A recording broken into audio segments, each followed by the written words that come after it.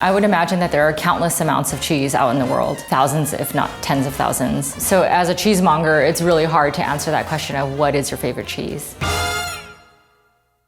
Hi, I am Leah and I'm a cheesemonger. I own Milk Farm, which is an artisan cheese shop in Los Angeles, California. A cheesemonger is a person who dedicates their life and their career to selling cheese to the public. We know everything about cheese. We can tell you all the stories about who the cheesemakers are, how the cheeses are made. Our job is to educate the basic clientele on what cheese is and how to enjoy it properly. To become a cheesemonger, you just really have to love cheese. And once you get in, it's all about learning and eating a lot along the way. I feel like everybody needs to try to go to a cheese shop. It's such a different experience because you have a cheesemonger working one-on-one with you with all of your needs and all of your specifications. It's very intimidating for some people, but that's the whole point of our job, is to be there to guide you through the case. If you were to come in and just say something as simple as, I love really creamy, soft, spreadable cheeses, that opens a conversation for us to be able to talk about easily 30, 40 cheeses right then and there. And maybe you would only know maybe one in the case. We do recommend looking around and seeing what we have and kind of assessing the case.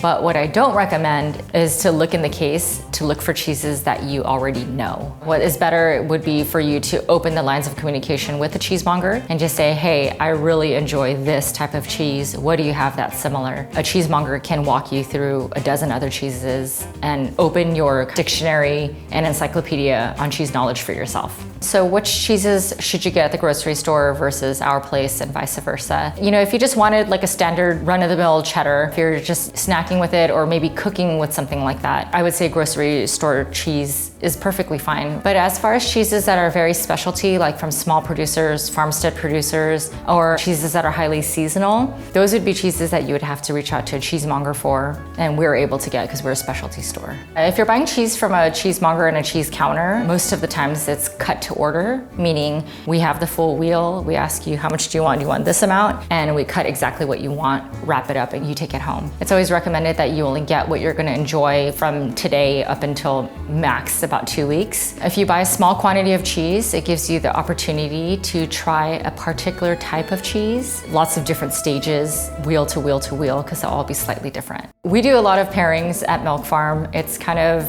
what we really love to do. And I think the rule of thumb is choose what you really love and then start from there. I like to say that when you are finding a pairing, both items need to be enhanced. One can't overtake the other. A good pairing should be able to transport you. To make a good cheese board, we are mixing and matching. The whole point is actually to get a huge range of cheeses. Pay particular attention to different types of milk, cow, goat, sheep, buffalo, or blends. And then we focus on texture, soft, medium, and hard. And then on top of that, we focus on color, whether it be from the wax of the rind to the actual paste of the cheese. And then all of those things together, we end up cutting it into different shapes so that you don't have a Super Bowl tray of cube cheeses.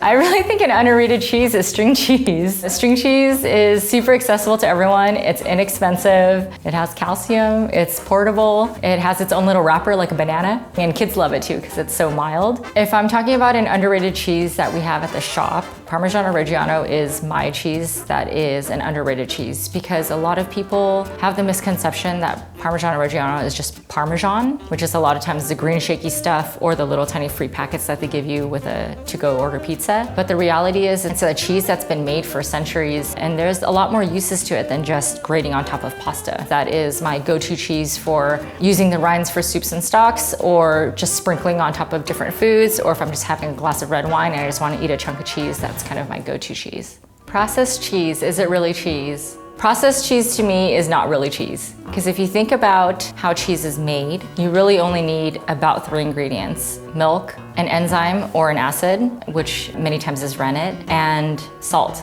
And in processed cheese, there are about 15 ingredients, which include gelling agents and food coloring and preservatives. So I wouldn't consider processed cheese cheese. My most favorite common misconception is that if you have a lactose intolerance, you can't enjoy cheese. That is actually false. You can enjoy cheeses as long as they are aged for a prolonged period of time. Some of the aged cheeses that you can have that are really well known, that if you have lactose intolerance you can still eat, would probably be something like Manchego, Gruyere, Parmesan Reggiano, and really aged cheddars. As a cheesemonger, I don't like to say that I have a favorite cheese. Contrary to what I just said, I do have 3 cheeses that I always have at home. A string cheese, as we had discussed, cheddar, because I quite often cube it up and eat it with a plethora of different food items, and Parmesan Reggiano. Whatever type of cheese is delicious to you and brings you happiness is what you should be eating. Ultimately, different cheeses mean different things to different people. Maybe you have an idea of what your favorite cheese is, but it's our job to introduce you to the world of cheese, and maybe we can turn you on to something new.